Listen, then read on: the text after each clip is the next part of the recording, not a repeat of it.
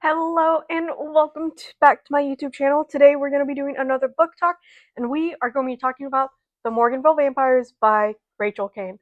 I have read this series front to back for sure twice, and I've started it and then got distracted a few times.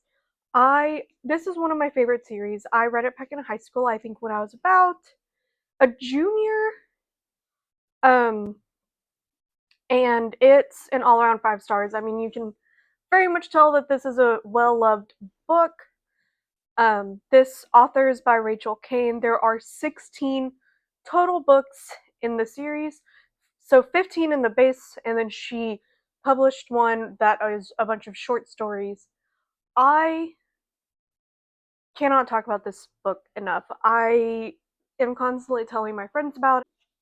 It was one of the books that did get me into reading, as well as Twilight, Hunger Games, and all of the other originals. I don't really know what brought me to this book. I feel like I picked it up in a library at some point. I was just like, I was in the section that I'm always in. It was there. The title looked interesting. I was in my vampire era that I really never left, and so I had tried Vampire Academy. I hadn't really gone into it, and I don't really know why I couldn't get into it. Part of me feels like I should have given it another try, but instead I picked up the series and I loved it. A whole 5 stars. So, what this book is about is a 16-year-old girl named Claire Danvers goes to Morganville University in a made up town called Morganville in Texas. And she is a very, very bright student. She is always studying, graduated early, of course, and she starts out in the dorms of Morganville, but she has bullies there. She doesn't like it. She's starting to get scared for her life, so she leaves and she starts looking for a house, and she finds, oh, what do they call it? The Glass House. That's the first book. That's the first book title. I don't know why I couldn't think about it. And she finds the Glass House, and in the Glass House, they're looking for roomies, and there are 3 that already live there, named Shane, Claire, and Michael. And Michael is the owner of the house, or his family owned it, and it got passed down to him. And it follows this girl. She is the primary point of view character. It follows Claire's point of view primarily throughout the book in second person. About halfway through, I want to say right about at Black Dawn or Last Breath, which they're kind of pretty close together, you start seeing Claire, Michael, and Shane's point of view a little bit, but not too much. It's still Claire's primary point of view, and so it's just following these group of 4 very close-knit friends about how they manage a town that has vampires living in it. So, where the vampires come in? The vampire founder wanted to do a test study. If anybody has read Vampire Night, not read, but watch Vampire Night. I don't know if it's a manga, but it's an anime. I haven't read it, but I have watched it. It is very, very similar to that. So she wants to do a test study of how vampires and humans can coexist together, and it is very, very rocky, as one can imagine. It goes a lot on like the political side of how they work together. Really, you see it from the human side, which the humans, they refer to themselves as like the cattle. They're the cattle for the vampires to feed on a lot of times, and they use that reference a lot. And it's very interesting. There is a lot of romance that comes into it. There is no spicy scenes. It is a great young adult book for somebody to start out. But there is romance between a lot of the characters. Not, well, mainly the four main characters. Um, and there is a little bit of talk of like the referencing of spicy scenes, but it always fades out, and I want to say there's only maybe one or two throughout the whole 15 book series. And I think that like the one doesn't happen until like 6 or 7 books in. So there's really not a lot of talk. It's very like young adult romance type stuff, some kissing and like cuddling, and that's the majority of it.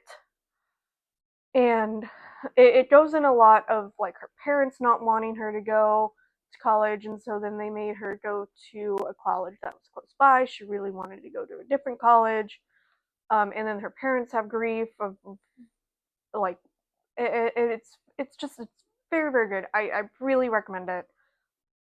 Um, if you like vampires, if you like Twilight, it's really for the age of like when you're getting into Twilight. I have gone back and audiobooked it as an adult, and I still really enjoyed it, but I already love all the characters. And so, yeah, if you guys have read this book, go ahead, stick around. I'll probably be getting a little bit more in the nitty gritty rather than going through just like a synopsis of the book.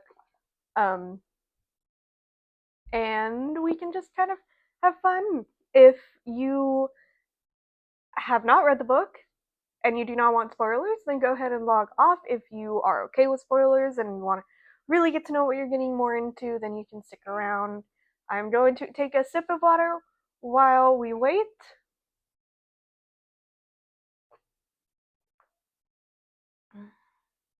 Oh, also, oh, okay. Also, while we wait, I want to talk about this book really quickly. This is called Beth is Dead. It just launched January 7th? 6th or 7th? I think 7th. A book talk is coming with this because it is very good. Highly recommend it. 5 stars all around. Retelling of Little Woman as a murder mystery. Okay, back to our regularly scheduled program. I really love how Shane and Claire's relationship kind of just delve over time. I love how Shane and Claire's relationship start off and then they keep going, and Michael didn't want her to join, and then she ends up joining um, the Glass House community, and they very quickly become very close, tight knit friends, which often can happen when we are living with someone. Yeah, I guess we're doing spoilers. So Michael ends up getting turned into a vampire, which that in and of itself is a huge dynamic with Shane and Michael's relationship specifically, because Shane hates vampires, very anti-vampire, and then his best friend gets turned into a vampire, obviously against his will. Well, not totally against his will, because Michael is a ghost, but he can't leave the house, and therefore, if his friends aren't home, he can't actively protect them, and so he asks Emily and decides that he just wants to go full tilt and go to be a vampire so that he can protect his friends, so that he can leave, so that he is around in the morning where he's not normally around in the morning because he is a ghost. Um, and Shane is very angry with Michael about this for a very long time, and just talking about it is making me want to reread it. But it's a commitment because it's just so long. But I will post a picture of, so this is the series behind me. That's Black Dawn. Love it. I love Eve's character. She's just such a good wild card character in my book, and I love me a good wild card character. I love when she starts becoming more soft, and it's very obvious from the beginning that she has a crush on Michael and has for a very long time, and then they start like actually dating, and then their whole dynamic, and they want to get married, but the humans and the vampires don't want to get married because they don't think a vampire and a human should marry. Um, and Sam, I love Sam's glass. I love a good. So Sam is Michael's grandfather, and I love a good like grandfather son, not son, but grandfather and then like great grandson relationship. I just think it's so cute. And especially Sam, and he's so loving and so kind. And then obviously Rachel had to kill him, and it was so sad. But I loved Emily is the founder, and she loves Sam and starts distancing herself from her because of it, because she knows that love is a weakness and is scared that he will inevitably get taken away from her, and which she does. I think he left so early in the story too. Not that early. It was a few books in, but like compared to like the 15 books, I think it was like book 5. So it was so sad. I cried. Um and you have all of these characters dealing with all of these traumatic experiences. Shane, who lost his mother and his sister in, well, they lost his sister in a fire, and then they lost his mother. And they go through a dynamic of not really knowing if it was suicide or if the vampires actually caused it. He finds out later the vampires did cause it, and he hates it. And then his dad, who like knows that the vampires killed them, and is very very also anti-vampire, then also gets turned into vampire and dealing with all of this. And then you have Myrnin come in, which Myrnin is like one of my favorite characters. So Claire gets all tangled up with the vampire and the sociology and that wasn't the right word.